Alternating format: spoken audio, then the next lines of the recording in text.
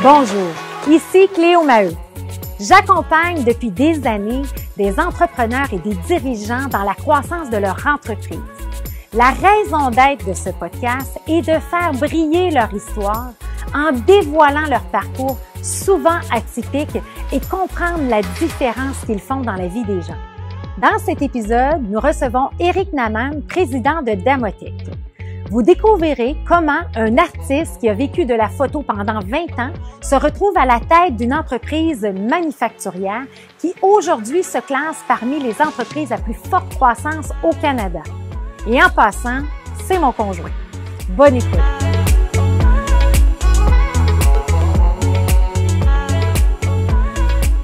Bonjour, Éric Naman.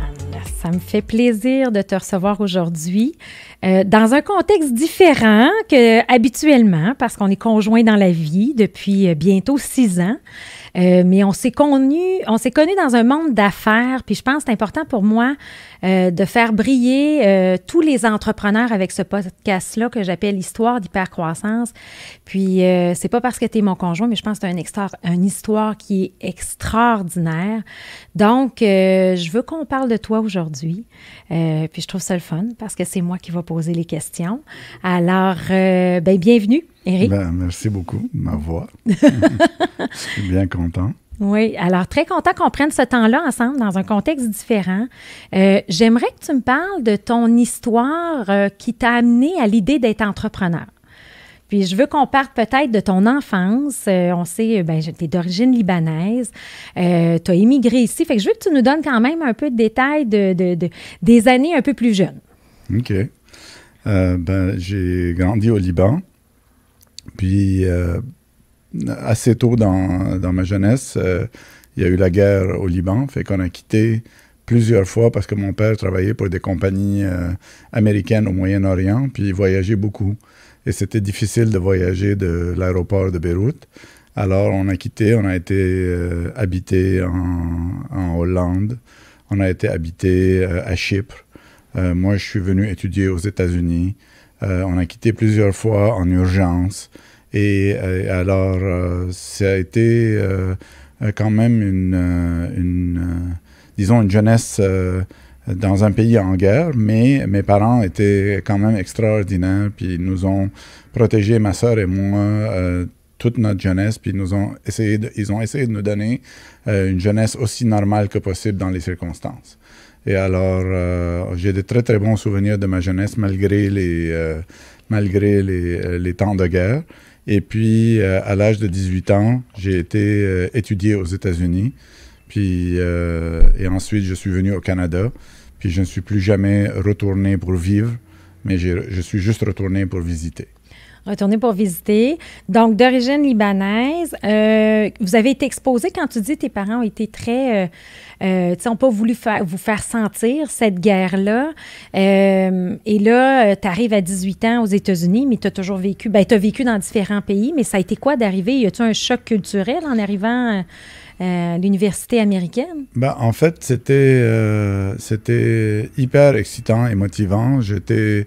pour la première fois vraiment seul, disons, avec ma sœur. Et moi, j'étais déterminé à m'imbiber de la culture nord-américaine. Alors, mon anglais était correct, mais c'était pas extraordinaire. Et alors, ce que j'ai fait, c'est que j'ai décidé que j'allais commencer à réfléchir en anglais. Et alors, c'était un exercice quand même assez exigeant. C'est de te forcer mentalement à chaque fois que tu penses dans une autre langue. Parce que moi, je suis aussi capable de penser en français qu'en arabe. Et alors, je me suis imposé l'idée de réfléchir en anglais. Et ça m'a aidé énormément parce que quand je faisais des examens, par exemple, au début, je traduisais l'examen en français, puis je faisais le problème en français, puis après je le retraduisais en anglais et ça prenait un temps fou. Alors en faisant cet exercice-là, ça a été vraiment, ça m'a aidé énormément à améliorer mon anglais. Et à la fin de mes 4 ans d'université, j'étais parfaitement trilingue, puis vraiment, vraiment confortable. En anglais et 2, avec la culture américaine. Et ensuite, je suis venu rejoindre mes parents à Montréal. À Montréal. Mon père m'a toujours dit que la meilleure façon d'apprendre une langue, c'est sur l'oreiller aussi, pour s'imbiber de la culture. Je ne donnerai pas de détails. Non, surtout quand c'est ta blonde qui t'interviewe. Hein? Exact. Mais en fait, là, quand tu es parti du Liban, tu as étudié en quoi à l'université? En génie mécanique. Génie mécanique. Et là, j'aimerais que tu donnes la petite twist aussi quand tu as décidé de venir au Canada. Dans le fond, tu as fait tes études, mais tu avais toujours une passion, puis elle a pris de l'ampleur, cette passion-là. Puis, au point d'en faire une carrière, mais j'aimerais ça que tu nous expliques ce cheminement-là dans ta tête. Comment ça s'est passé? Ben, à l'âge de 12 ans, mon père m'a donné la caméra de mon grand-père. Et moi, je suis tombé en amour avec la photographie. J'ai commencé à faire des photos. Et de plus en plus, puis plus j'en faisais, plus j'aimais ça. Et à l'âge quand je suis rentré à l'université, j'en faisais déjà pas mal. Et à l'université, ça s'est exacerbé, j'en faisais vraiment beaucoup. Et à la fin de mon université, ou proche de la fin de mon université, j'ai décidé que je voulais faire ça à temps plein. Fait que j'ai écrit une lettre d'introduction que j'ai collée sur des grands morceaux de plywood, puis j'ai envoyé par la poste 6 morceaux de plywood. Plywood, là, comme 4 par 8. Là. Oui, pas grand 4 par 8, mais peut-être 16 par 20. C'était quand même grand, laminé, avec la lettre dessus, demandant un emploi à 6 photographes à New York, dont quelques-uns qui étaient mes grands héros de l'époque. Et il y en a un d'entre eux qui m'a engagé. Fait que j'ai travaillé pour lui pendant quelques mois. Avant de venir au Canada. Et là, j'avais de l'expérience de New York. Fait que j'ai réussi à me faire engager ici. Puis j'ai fait une carrière de 20 ans comme photographe publicitaire. Ça a été quoi la réaction de tes parents, ça, quand tu quittes l'université? Tu sais, j'imagine qu'ils voulaient tout vous donner à ta sœur et toi et tout. Absolument. Puis c'est sûr que c'était difficile pour eux parce que j'ai quitté avant la fin. J'ai quitté avant la fin de l'université. Et j'étais déterminé à faire une carrière d'artiste. Et alors, c'est sûr que quand des parents, ils veulent toujours que leur enfant ait une certaine structure, qu'ils aient un futur quand même meilleur que le leur. Et alors, c'était une période quand même un peu difficile, mais en même temps, j'étais vraiment déterminé et j'avais beaucoup d'espoir de pouvoir réussir en tant que photographe. Ça a été quoi cette expérience-là à New York? Ben, c'était quand même difficile parce que c'était le photographe pour qui j'ai travaillé, c'était vraiment un artiste et ça venait avec toutes les personnalités ou disons les traits de caractère d'un artiste. Fait que c'était pas la personne la plus agréable, disons. Et moi, je ne comprenais pas ce principe-là de diva puis de grosses personnalités. Et alors, et puis j'étais payé 150 $ par semaine à New York. Fait que c'était... je faisais pas d'argent, essentiellement. Et c'était très difficile de vivre, mais ça n'a pas duré longtemps parce qu'une fois que j'ai compris ce qu'il faisait puis comment il le faisait, c'était assez pour moi. Je me sentais exploité, fait que je suis juste parti. Fait que là, tu viens au Canada. Oui. Tes parents sont ici. Oui. Et là, tu continues, c'est comme tu pars ton entreprise, ta propre entreprise à toi? Ben, dans la photo commerciale, publicitaire, une des façons les plus communes de devenir photographe, c'est d'être un assistant photographe. Alors, j'ai commencé par travailler comme assistant photographe. J'ai fait ça pendant 6 ans. Puis pendant ces 6 ans-là, je préparais l'ouverture de mon studio. Puis quand le timing était bon, j'ai ouvert un studio. Et ça a été une des très bonnes choses que j'ai faites dans ma carrière, c'est que ce studio-là était vraiment un superbe espace où je recevais tous mes clients, on faisait toutes nos sessions de photos, Puis ça a été quand même une bonne carte d'affaires quand les gens arrivaient au bureau. Ils étaient impressionnés par le setup. Et ça m'a permis d'avoir quand même une très, très belle carrière de photographe.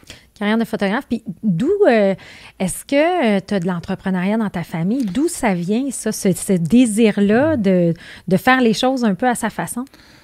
Ben, je pense que les Libanais de nature sont des entrepreneurs nés, c'est dans notre sang un peu. Et moi, pendant que j'étais photographe, je m'intéressais beaucoup au cheminement de mes clients. C'est-à-dire qu'est-ce qu'ils créaient comme produit, parce que souvent, je voyais des produits avant qu'ils aillent sur le marché, parce que les gens préparaient leur campagne, préparaient leurs produits à leur lancement. Et alors, je voyais beaucoup le go-to-market, un peu si vous voulez.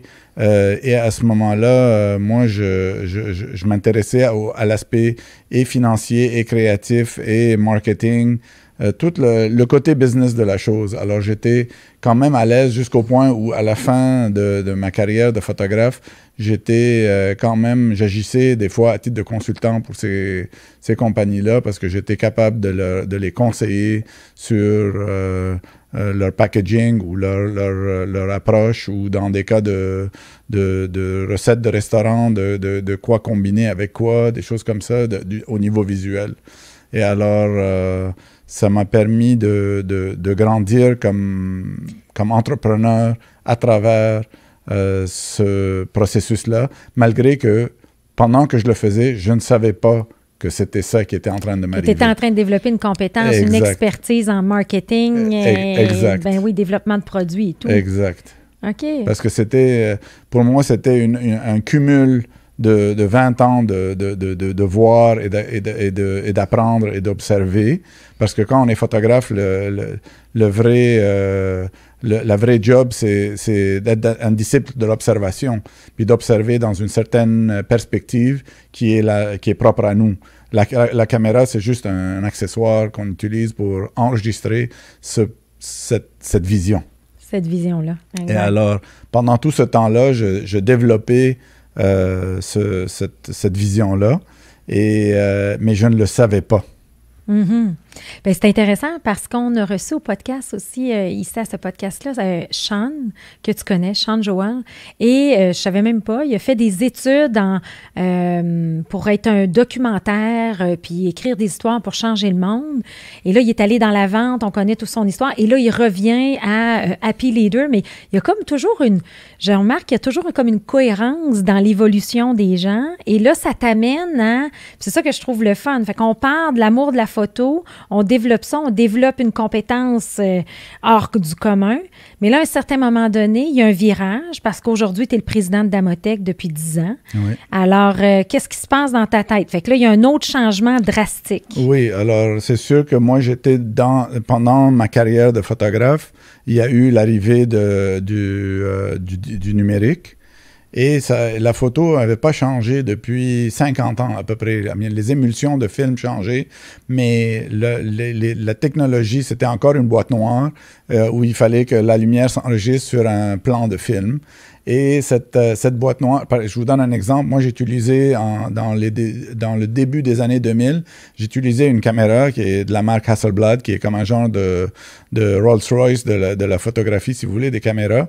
Et cette caméra-là, elle était faite en 1965, puis elle fonctionnait super bien encore parce que la technologie était encore la même essentiellement.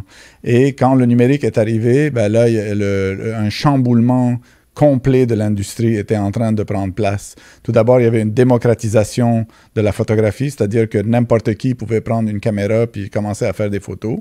Parce que quand moi j'ai commencé, il fallait vraiment connaître qu'est-ce qui se passe dans la petite boîte noire sans que vous voyez qu'est-ce qui se passe dans la petite boîte noire.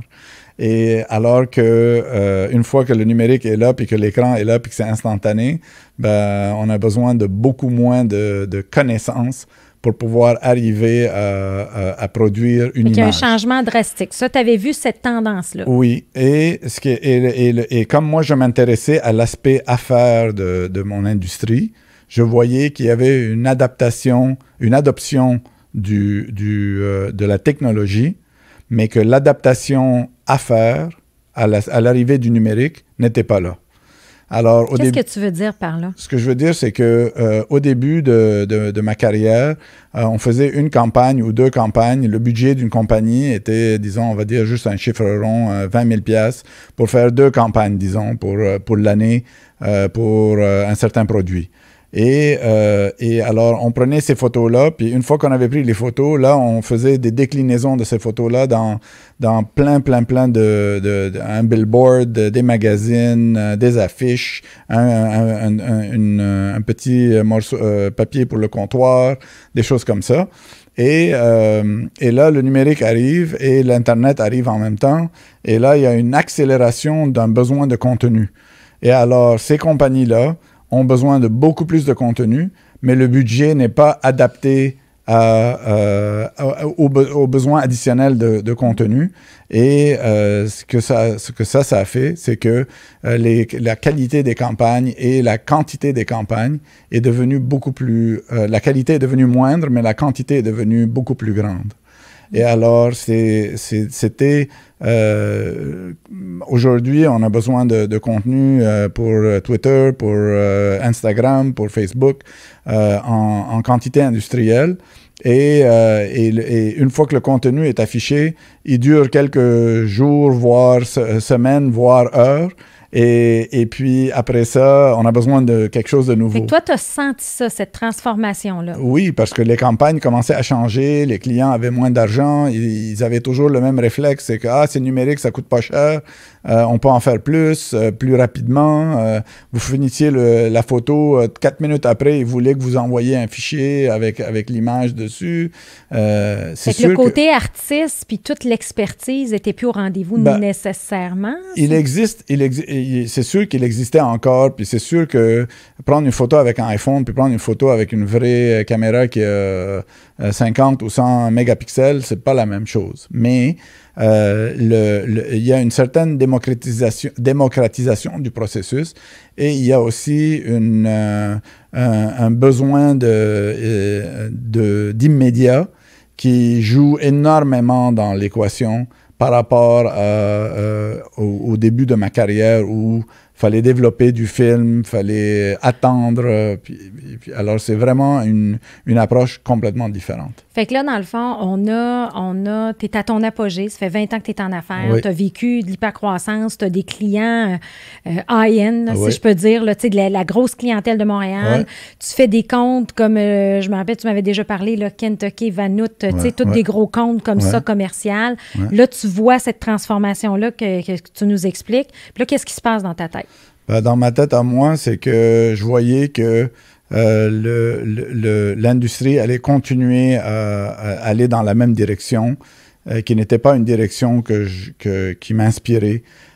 Au lieu de réfléchir à être dans une business où on grandit notre partie de tarte du volume de travail disponible, on réfléchit à comment on va préserver ce qu'on a déjà Et alors, quand on réfléchit de cette façon-là, forcément, c'est un déclin progressif parce qu'on essaie de protéger un bassin qui est existant au lieu de penser à comment on va faire croître cette business pour aller chercher d'autres clients. Puis toi, tu es passionné par la croissance. Oui, absolument. Fait que là, ça nous amène où? Alors j'ai dit, ma réflexion à moi, c'était, OK, ça fait 20 ans que je fais la promotion des produits des autres.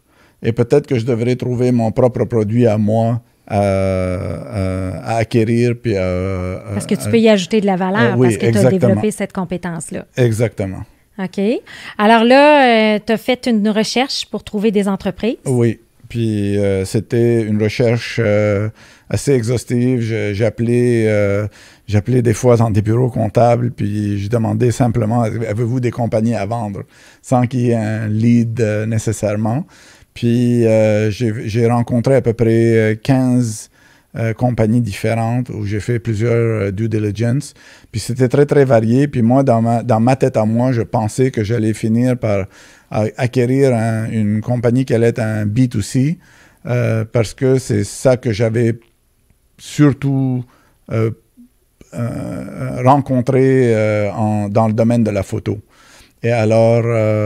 Donc, orienté vers le consommateur directement. Exactement. Et finalement, un jour, ma comptable m'appelle pour me dire il y a une compagnie à Boisbriand qui répare des étalages d'entrepôt. Ça vaudrait la peine que tu ailles voir ça.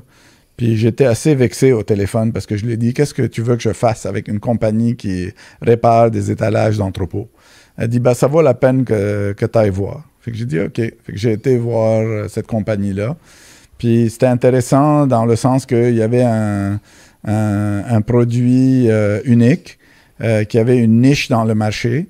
Et c'était une compagnie qui avait un entrepreneur qui était un soudeur à la base, qui a inventé ce processus-là. Et moi, je trouvais le produit intéressant. Et il y avait quelque chose d'intéressant, malgré que la compagnie avait plein de défis et de défis de croissance, bien sûr. Moi, j'aime beaucoup ton anecdote quand tu as su que c'était ta compagnie, là. Peux-tu nous dire, c'était quoi tes critères, puis qu'est-ce qui a fait que ça a été ton coup de cœur, cette compagnie-là? Oui, moi, j'avais 4 critères pendant ma recherche. Le premier, c'était qu'il fallait que la compagnie soit en bonne santé financière, qu'elle ne soit pas perdante de cash.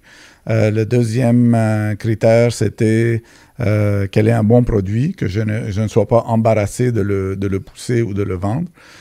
Et que je peux bien le défendre. Le troisième, c'était qu'elle fasse de l'argent quand je n'étais pas là, parce que dans mon ancienne carrière, j'étais le générateur de revenus. Et le quatrième, c'est qu'elle ait du marketing, qu'elle ait un marketing qui est faible ou désuet pour que je puisse ajouter de la valeur rapidement. Et j'ai vu un catalogue pendant la visite qui disait « World Leader in Rack Repair ». Puis le mot « World », il manquait un « D » à la fin, puis je savais que c'était ma compagnie à ce moment-là. C'est sûr, c'était la compagnie. Fait que ça, c'est bien. Fait que là, est-ce que tu as acheté Damotech seul? Je l'ai acheté avec un associé à moi, qui était un ami à ma sœur surtout. Je le connaissais, mais c'était surtout un ami à ma sœur, qui avait acheté puis vendu plusieurs entreprises avant moi. Et en fait, le plan n'était pas de l'acheter ensemble, c'est que moi, j'avais été le voir pour le consulter, pour avoir son opinion sur l'entreprise. Et je l'ai rencontré, je lui ai présenté les états financiers, puis un peu l'histoire de l'entreprise. Et on s'est quitté, puis le lendemain, je lui ai écrit un courriel pour lui dire merci. Et il me répond en anglais « How would you like it if I was a little more involved? » Comment t'aimerais ça? Est-ce que tu aimerais que je sois un peu plus impliqué? Et alors, je lui ai dit « Sûrement, pourquoi pas? » Puis là, j'ai dit « À quel pourcentage? » Fait qu'il dit « Au moins 50%. » Fait que je lui ai dit « Écoute, à 50% ensemble, 50-50, on pourrait s'entendre. » Puis 2 heures plus tard, on avait une entente ensemble, puis il est venu à Montréal parce qu'il était basé à Boston. Fait que il est venu à Montréal, puis on a visité ensemble, puis on a discuté ensemble avec le propriétaire. Et après 6 mois, le 19 avril 2010, on avait une entente. Fait que ça fait 10 ans que tu es à la tête de Damotech. Ouais. Est-ce que tu es toujours associé avec Robert? Alors, il y a 3 ans à peu près, j'ai eu une discussion avec... Alors, Robert, après 2 ans et demi à peu près, m'avait dit que lui, petit à petit, il se retirerait du day-to-day des opérations et qu'il se concentrerait sur une autre business, mais qu'il resterait associé avec moi. Alors, il est devenu un genre de partenaire de réflexion. Fait que je l'appelais, je lui parlais souvent, comme au moins 4-5 fois par semaine, mais c'était plus pour l'informer de qu'est-ce qu'on faisait, puis d'avoir sa perspective sur qu'est-ce qui était la bonne façon ou la mauvaise façon de faire les choses. Et petit à petit, bien sûr, j'avançais, puis et il avait de moins en moins d'influence sur où on s'en allait, mais il était quand même associé à 50% avec moi. Fait qu'en 2017, en ayant une conversation, il m'a dit, écoute, moi je suis prêt à partir si tu veux me racheter. Puis c'est exactement ça qui est arrivé. Il m'a annoncé qu'il voulait, qu'il serait intéressé de vendre je pense, un 10 décembre. Et à la mi-février, on avait déjà terminé. OK.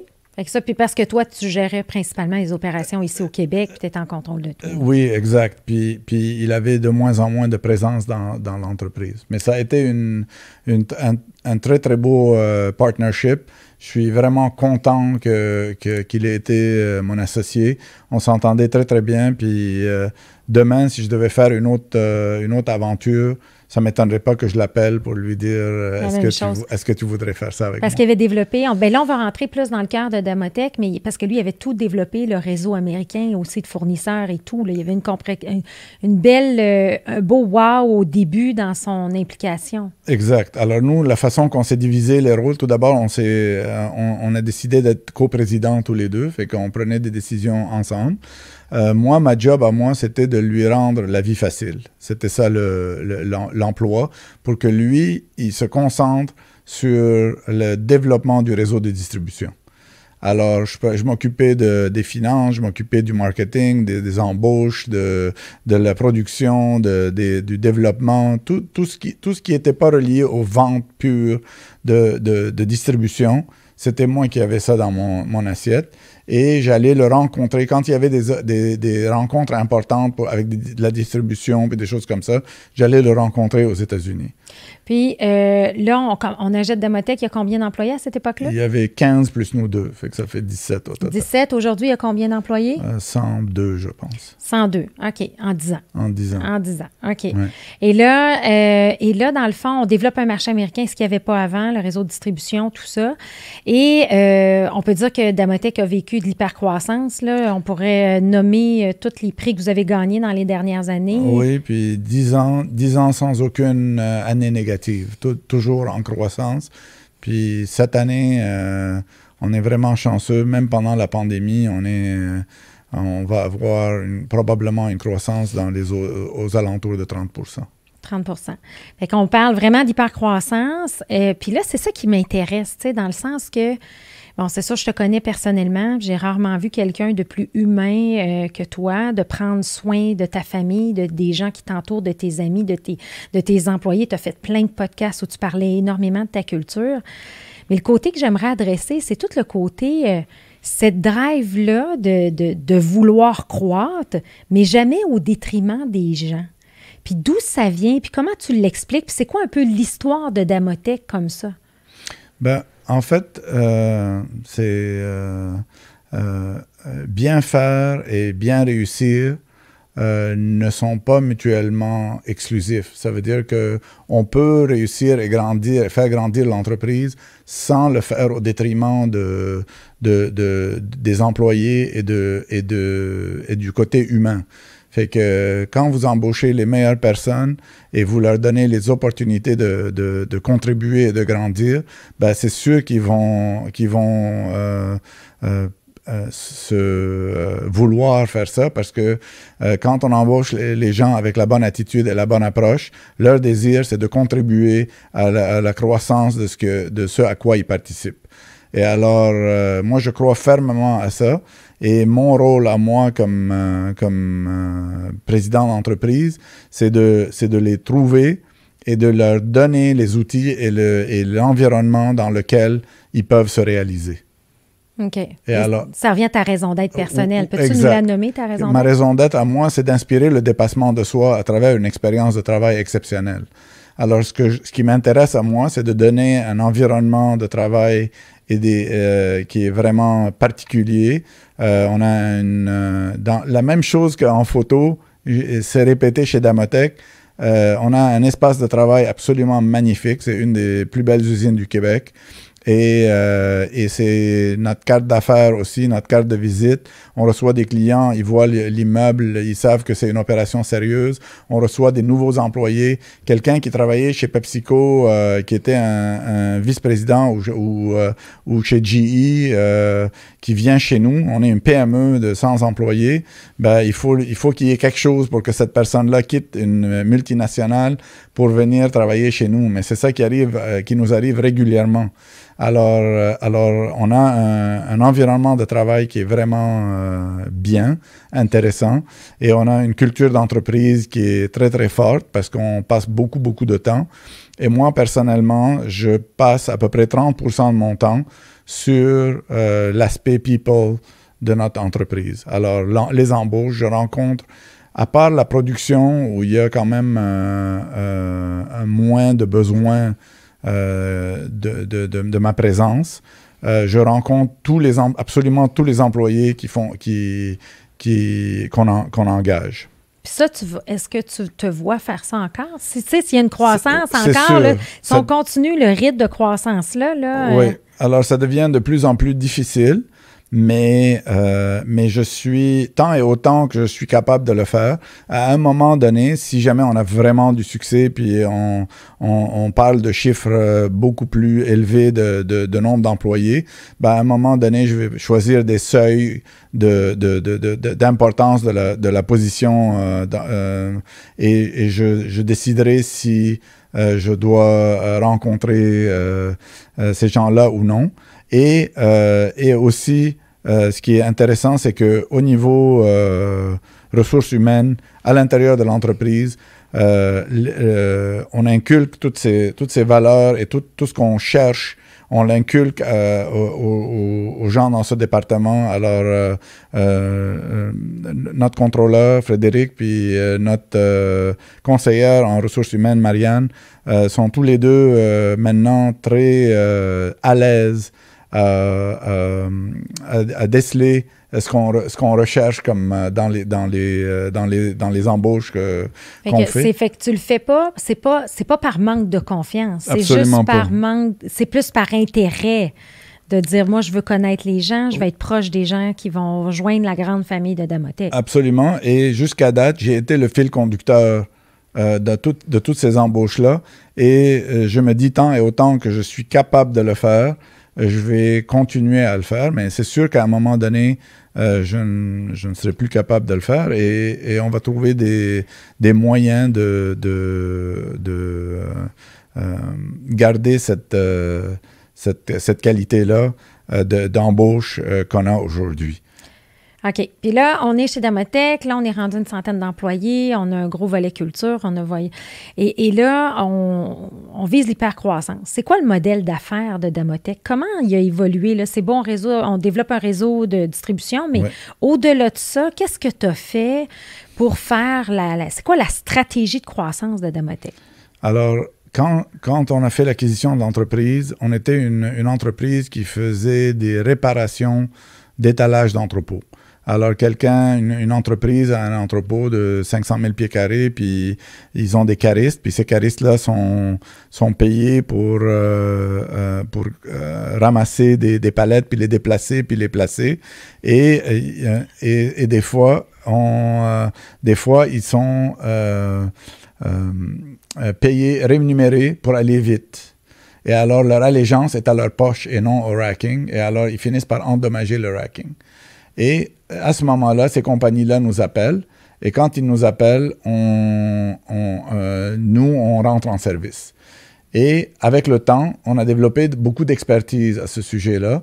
Et depuis à peu près 8 ans, ou un peu plus que 8 ans, on a créé une division d'ingénierie où on donne des services conseils. Et alors maintenant, on a une division d'ingénierie qui, elle, fait des inspections, de la certification de capacité de charge, et on fait des formations, et on a une division de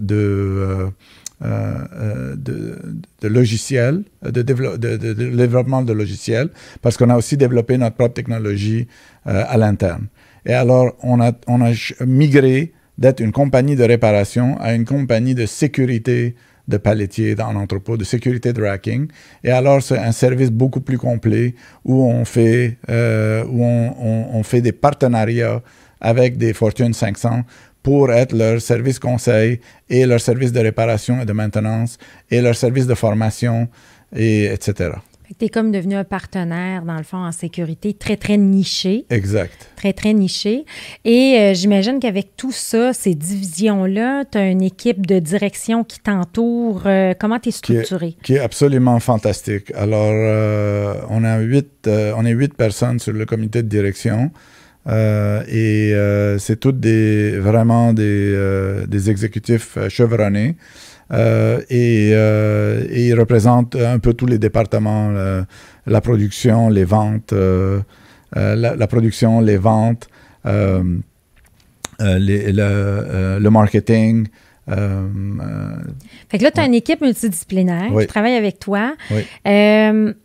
Moi, je travaille avec vous là, aussi depuis des années. Puis, je pense que tu as le don de réellement t'entourer de gens compétents. OK, je vais le dire comme ça. Là. C'est vraiment unique la façon dont tu as d'être capable d'aller chercher des gens. Puis, une belle qualité que tu as aussi, c'est que tu n'as pas peur qu'ils soient meilleurs que toi. Absolument pas. Puis ça, c'est depuis le début, moi, la façon que je fonctionne, c'est je suis un peu... ça vient, en fait, de ma vie antérieure. Je suis une éponge. Moi, j'observe, puis je regarde, puis j'ai un sens de l'observation qui est beaucoup plus développé que la normale à cause du fait que c'était ça que je faisais dans la vie, c'est que j'observais.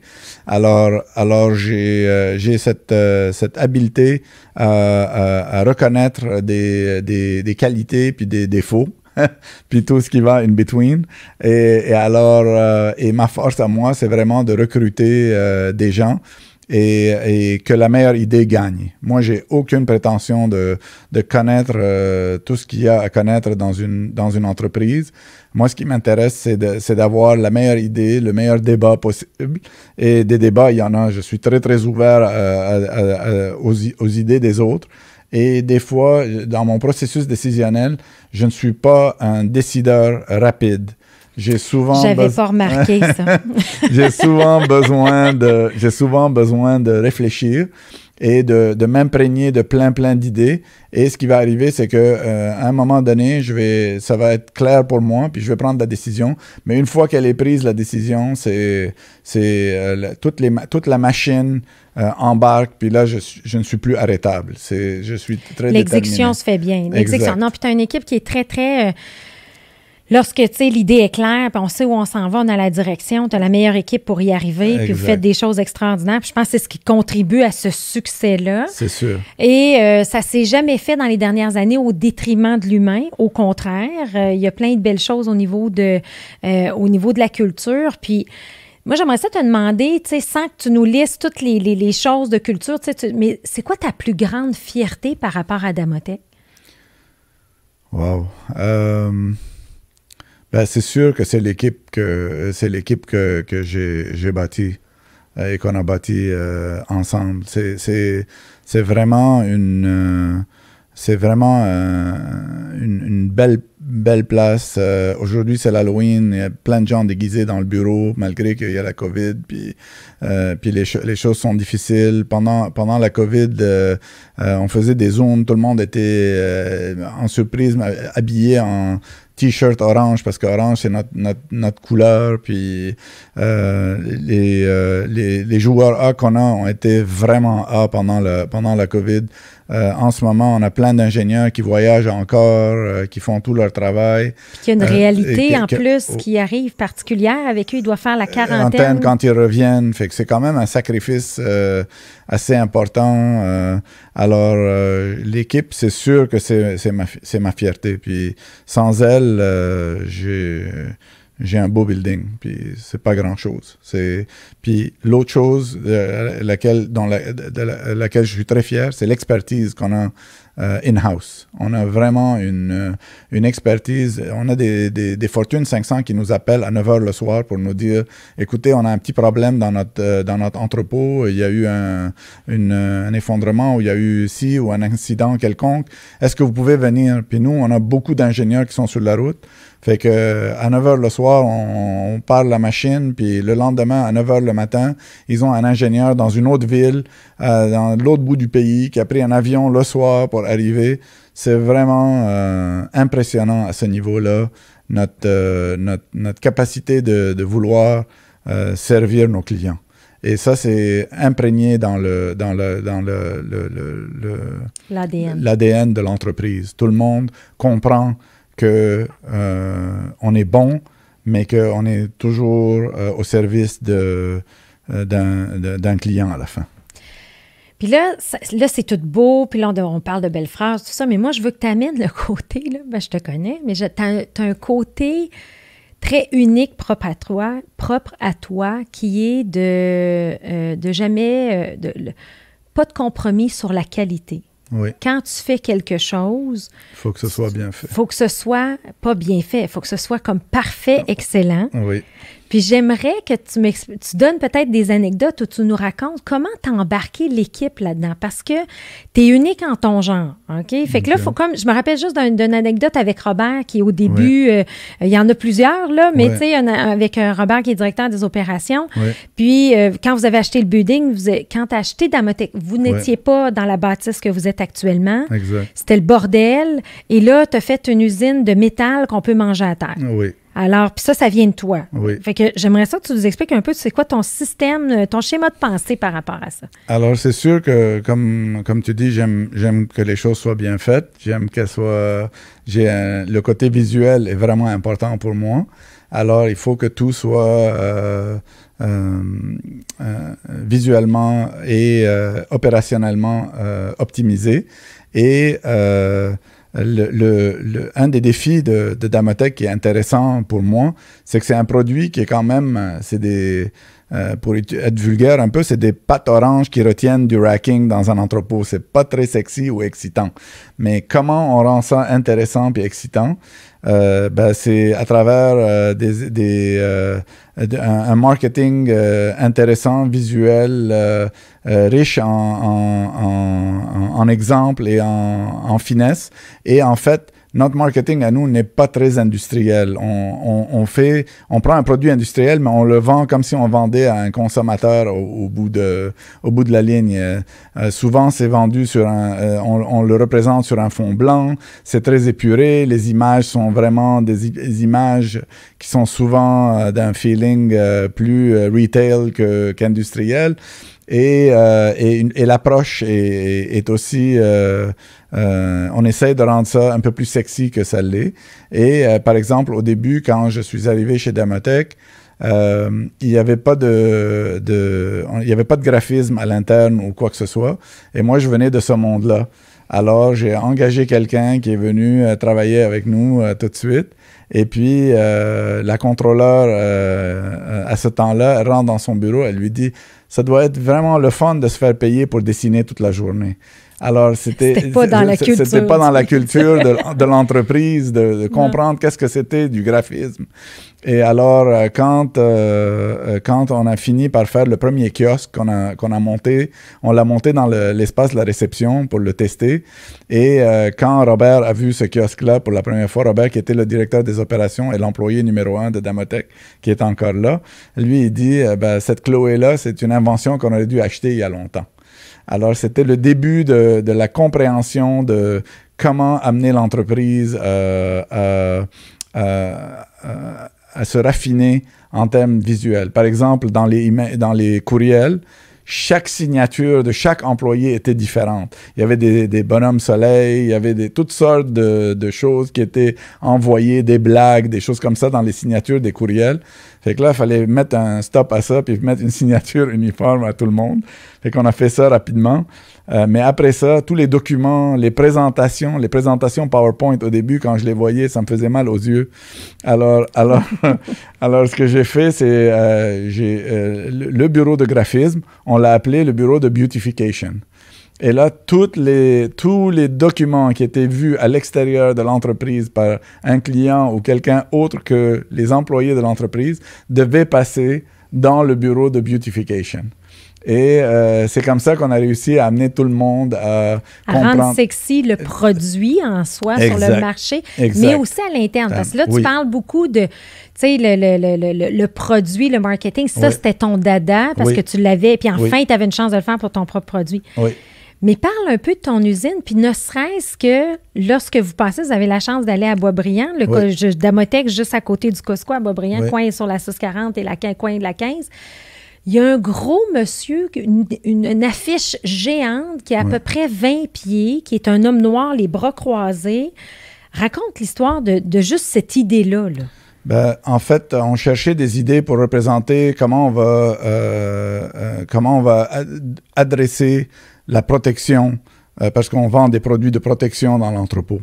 Et alors, on a eu l'idée d'avoir un bodyguard, puis un bodyguard avec la question au-dessus de lui qui disait est-ce que votre entrepôt a besoin de protection, comme un bodyguard ferait pour une personne. Et alors, on trouvait que l'idée était bonne. On a réfléchi à des joueurs de football, on a réfléchi à toutes sortes de scénarios, mais ce scénario de bodyguard, il revenait, puis c'était bon. Fait qu'il fallait trouver un bodyguard. Fait que moi, j'ai été un samedi matin dans un gym. J'ai trouvé quelqu'un qui avait l'air d'un bodyguard. Puis je lui ai offert un petit cachet pour venir poser pour une session de photos. Puis on a fait une session de photos avec ce bodyguard-là. Et on l'utilise encore avec ce monsieur-là qui était au gym, que je connaissais pas. Et on l'utilise encore dans notre marketing Fait que ça, c'est ça. Fait que là, et aussi pour l'usine. Fait que là, quand tu dis tantôt, j'ai une des plus belles usines du Québec, ça veut dire quoi, ça? Alors, l'idée, c'était quand on a commencé à réfléchir à avoir notre propre usine, quand on a acheté Damotex, elle avait 20 000 pieds carrés l'usine, et c'était 7 condos de 3 000 pieds carrés chacun à peu près. Et alors, ça a grandi au fur et à mesure organiquement. Fait qu'on ajoutait des condos aux condos initiaux qu'ils avaient. Et c'était pas très ergonomique ou efficace ou quoi que ce soit dans ce sens-là. Il n'y avait pas de ventilation. C'était une usine vraiment désuète. Et alors, moi, j'avais un rêve d'avoir une super belle usine, efficace, au goût du jour. Et alors, on a commencé à faire cet exercice-là. On a finalement choisi Montoni comme partenaire de construction. Et on a commencé à bâtir l'usine, mais ça a pris 2 ans de planification et 7 mois de construction. Pendant les 2 ans de planification, ma phrase à mon équipe, c'était que je voulais être capable de manger par terre. Ça, c'était non négociable. La première fois que je leur ai dit ça, c'est sûr que je voyais des visages blêmes, que ce gars-là... Un extraterrestre. Ben oui, il comprend rien. Il vient d'un monde de la photo, puis il veut une usine de métal, une shop de métal qui est propre. Ça n'existe pas.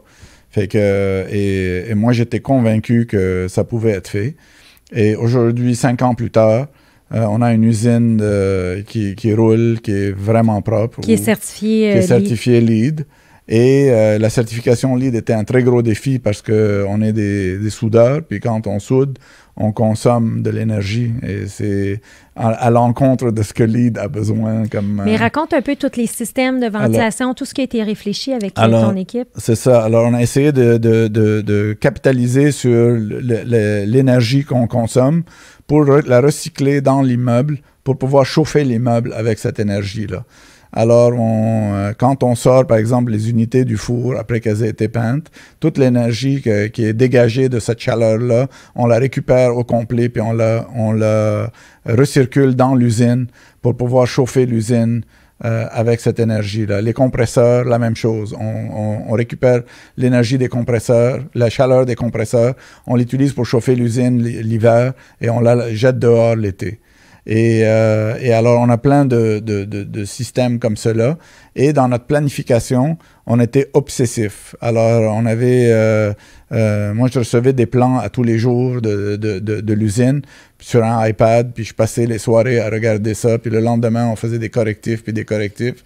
Pendant 2 ans de temps, on a fait ça avec un optimisateur. Et notre niveau de détail allait jusqu'à imaginer où allaient être les poubelles. Parce qu'une poubelle dans un milieu industriel, c'est à peu près 30 pieds carrés. C'est 5 par 6 à peu près, 5 pieds par 6 pieds. C'est quand même de l'espace, puis il faut les planifier. Alors, et le résultat de cet effort-là, c'est que quand on a déménagé, on avait sous-estimé une position dans l'usine. Et c'était le seul changement qu'on avait fait quand on avait déménagé. C'était vraiment... Tout était comme hyper bien planifié, avec des ingénieurs qui étaient déjà là, avec des gens, Robert qui était aux opérations, tout ça. Puis depuis, on a fait... le dessin de l'usine s'est fait avec, c'est sûr, une firme externe, et avec Robert qui était le directeur des opérations, et Guillaume qui était le directeur des productions, qui lui a un grand talent de dessin AutoCAD, et c'est avec lui, c'était lui nos mains, et nous, on était les yeux de l'opération. C'est assez impressionnant. Tout est lean, tout est pensé, réfléchi. Vous avez des robots qui vont tout faire couper tous les morceaux. Il y a une personne qui va opérer 3 robots. Exact. Donc, il y a tout cet environnement-là qui a été réfléchi. Et ce que tu n'as pas mentionné, mais qui est intéressant, c'est qu'au début, les gens pensaient que t'étais fou parce que ça coûtait aussi cher construire l'usine que quasiment le chiffre d'affaires que tu avais à l'époque. Absolument. Puis c'était un grand risque qu'on prenait quand on a construit l'usine. Et alors, ça a été financé avec la BDC. Et moi, d'un point de vue exécution, si vous voulez, moi, ce qui m'intéressait, c'était pas le prix de l'usine, c'était notre capacité à payer pour l'usine. Alors moi, ce qui m'intéressait, c'était comment négocier une entente pour pouvoir avoir une capacité mensuelle de payer l'hypothèque de cette usine. Alors, tout a été fait en fonction de cet effort-là, au lieu de focusser sur l'usine coûte 200 000 de plus ou 200 000 de moins. Moi, ce qui m'intéressait, c'était combien je dois payer par mois, puis est-ce que je suis capable de payer ce chiffre-là de manière sécuritaire. Puis penses-tu que c'était une bonne décision? C'était-tu un bon call, tu sais, après 5 ans? C'est sûr qu'aujourd'hui, on a une usine... tout d'abord, on ne serait jamais où on est si on n'avait pas eu cette usine-là. Puis aujourd'hui, c'est sûr que payer ce paiement mensuel-là, c'est beaucoup plus facile parce qu'on a grandi de 186% dans les 5 dernières années. Alors, c'est quand même, ça a été une très, très bonne décision. Et éventuellement, si je suis intéressé de le faire, ben, je peux augmenter les paiements pour raccourcir la période. Donné, mais en fait, oui.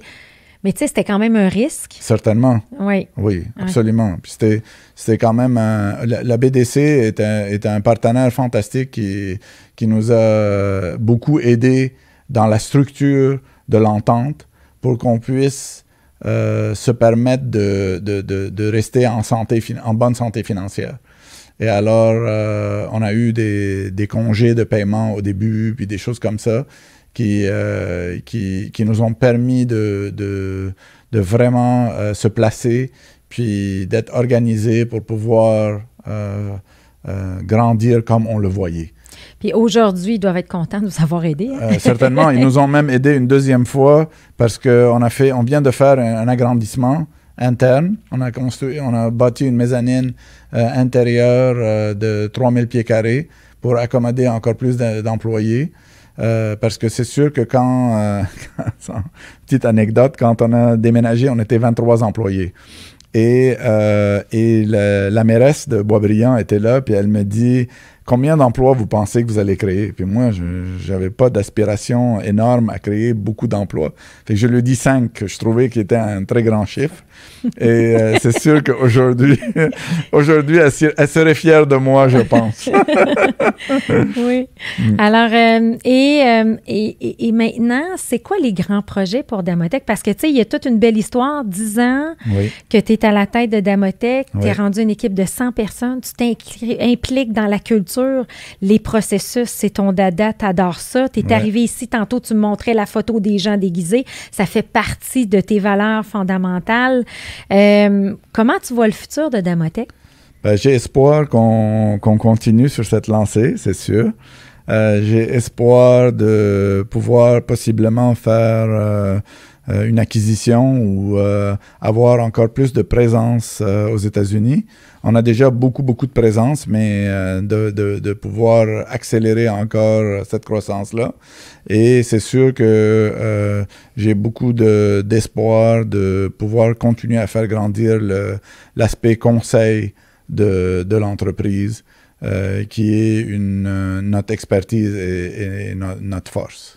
Une valeur ajoutée qui est comme unique, un peu, de combiner l'expertise puis d'offrir le bon produit à ça. Exact. Et ça veut dire combien d'employés, ça, dans 10 ans, selon toi? Ben moi, j'ai un genre de BHAG, un bureau d'acier? Oui, qui est 500 employés.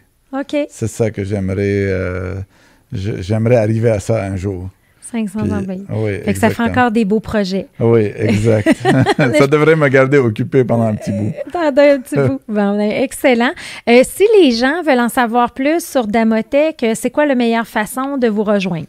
Ben, à travers le site web ou bien Damotech.com. Oui, exactement. Damotech.com, toute l'information est là. Exact. Puis si vous voulez des détails, là, on n'a pas eu le temps de couvrir aujourd'hui, mais tu sais, pour les 30 ans d'existence de Damotech, tu as réalisé les 30 rêves d'employés. Oui. Donc, il fait partie de vivre tes expériences. Je trouve que vous avez une belle... Sur ton site web, en bas, on voit tous les rêves qui ont été réalisés. Donc, ça peut être une belle source d'inspiration aussi pour les entrepreneurs. Absolument. Tu as beaucoup de documents qui expliquent aussi si les gens ont des entrepôts, des warehouses, des entrepôts, ils veulent avoir de l'information sur le volet sécurité de palettier. Il y a plein de documentation gratuite aussi là. Beaucoup de blogs, puis beaucoup de pièces informatives, puis on est un genre d'autorité sur le sujet sur le web. Exact. Mais moi, j'aime bien ta petite section en bas là, de culture à propos de vous. Là, fait que vous êtes très bon. Ben, merci beaucoup, Éric, d'avoir échangé avec moi dans un cadre studio. Ben, merci de m'avoir.